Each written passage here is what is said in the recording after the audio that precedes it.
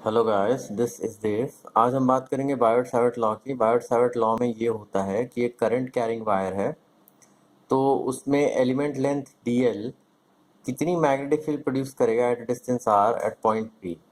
तो इसका फॉर्मूला दिया था बायोट सावर्ट ने। इसमें है क्योंकि एलिमेंट लेंथ dl है तो db ही प्रोड्यूस करेगा वो, equal to mu naught by 4 pi epsilon naught c square i dl cross r by r cube.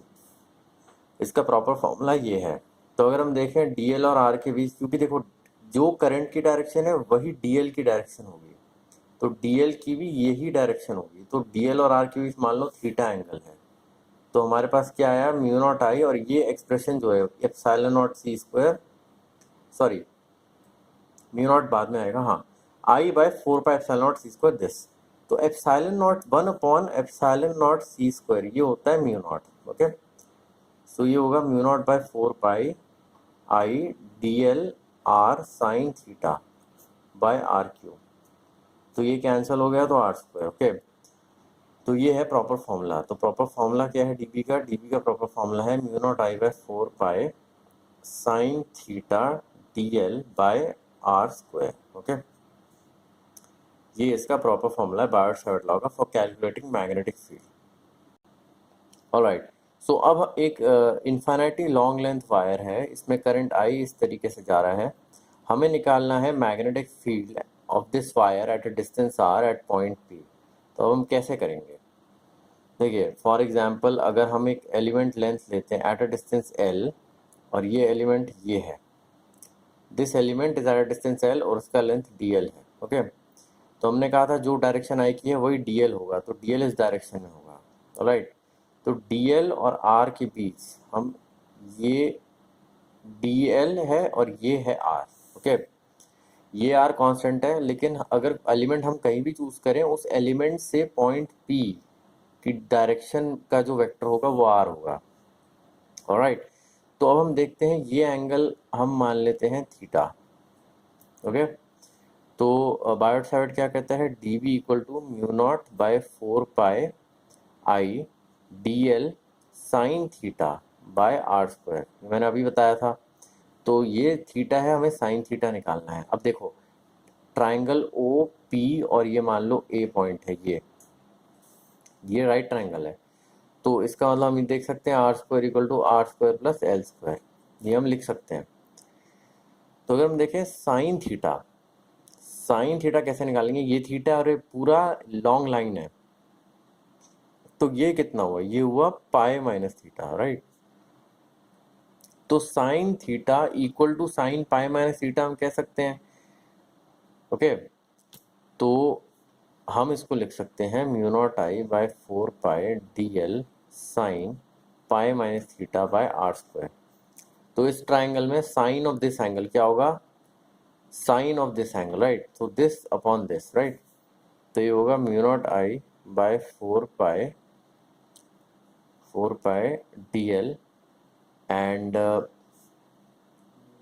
Sign of this angle would be, या sine of pi minus theta होगा ना, sine A cos B minus cos है, या ठीक है।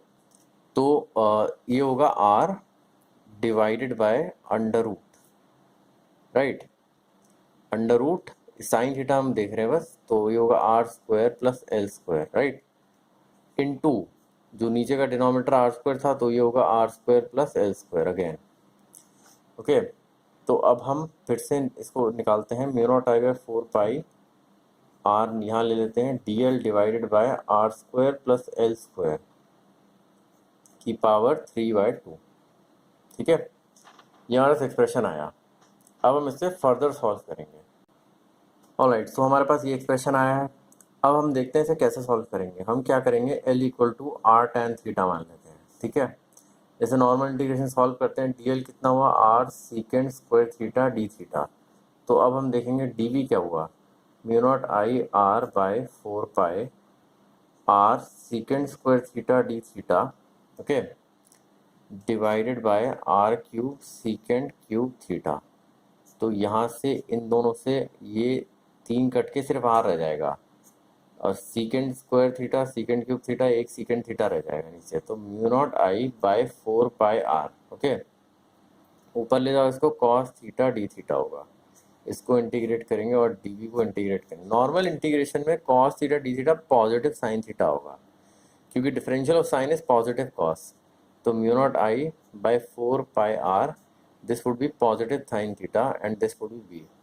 अब हम sine theta देखेंगे, देखिए L equal to R tan theta था, तो साइन थीटा क्या हुआ, L divided by root under L square plus R square. ठीक है, तो हम इसको mu naught I by 4 pi R, हमारे पास ये एक्सप्रेशन है। अगर हम देखें टैन थीटा क्या है हमारे पास, एल बाय आर, तो sine theta by cos theta होता है ना, तो साइन थीटा होगा एल अपॉन दिस। हाँ बिल्कुल ठीक है। ओके, नाउ अब हम इसको लेंगे within the limits of minus infinity to infinity.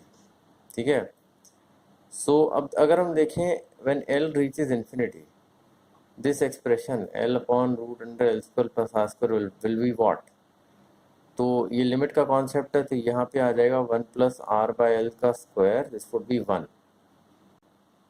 ठीक है, तो ये एक्सप्रेशन 1 रीच कर रहा था जो कर गया, क्योंकि एल रीचेज इन्फिनिटी, तो यहाँ पे हमने सारा एक्सप्रेशन एल से डिवाइड किया, तो न्यूमरेटर 1 हो गया और denominator 1 plus R by L का स्क्वायर।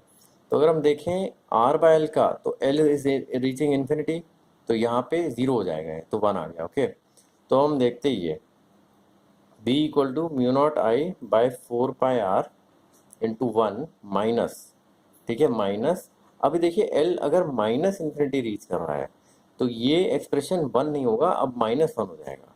ओके, क्योंकि l is reaching minus infinity, तो हम डिवाइड करेंगे माइनस l से। ठीक है, तो 1 माइनस माइनस 1 ये हो गया 2, तो हमारे पास एक्सप्रेशन क्या बचा, mu naught I by 2 pi R. तो this is the expression for field. ठीक है, and this is along R. तो अगर हम देखें इनफाइनाइट वायर थी हमारी, ठीक है, तो हमारा एक्सप्रेशन आया था mu naught I by 2 pi R, right. अब ये कांस्टेंट है, magnetic field constant, mu naught constant है, 2 पाई कांस्टेंट है, आई कांस्टेंट है और आर कांस्टेंट है। इसका मतलब for constant current magnetic field is constant along a infinite wire. तो अगर हम देखें बेसिक डेफिनेशन तो मैग्नेटिक फील्ड की थी डीएल क्रॉस आर, राइट, और डीएल है अगर इस डायरेक्शन में, आर इस डायरेक्शन में है, तो हम ये देख सकते हैं कि मैग्नेटिक फील्ड क्या कहते हैं, इस तरीके से होगा, इस प्लेन में होगा। ओके, वर्टिकल अप या वर्टिकल डाउन। तो मैग्नेटिक फील्ड का हमने बताया था पहले ही कि जो ट्रेजेक्ट्री या जो पाथ फॉर्म करता है मैग्नेटिक फील्ड, वो एक सर्कल का करता है। ठीक है, पाथ होता है मैग्नेटिक फील्ड का सर्कल।